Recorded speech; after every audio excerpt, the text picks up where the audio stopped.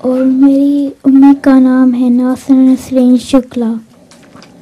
मेरा पहला सवाल है कि हुजूर आपकी नानी अम्मा का नाम क्या है और वो कहाँ की रहने वाली थी?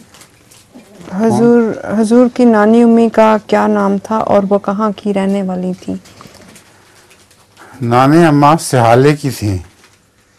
सिहाला रावलपिंडी के पास एक गांव है और उनका नाम जहाँ तक मुझे याद पड़ता है ज़ैनब बीबी था और वो बहुत तबीयत की सादा थी, इतनी सादा कि हंसी भी आती थी उनकी बातों पर।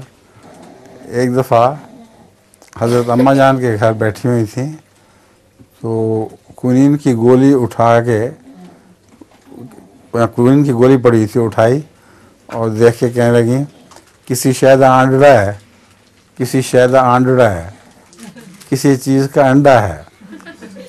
तो हज़रत अम्मा जान ने फरमाया कि नहीं बीबी, ये कुनीन की गोली है। कहते हैं अच्छा कुन्नी दी गुलेल है। कुनीन की गोली को कुन्नी दी गुलेल बना दिया था। तो ये उनकी तबीयत की सादगी थी, से बहुत नेक खातून थी।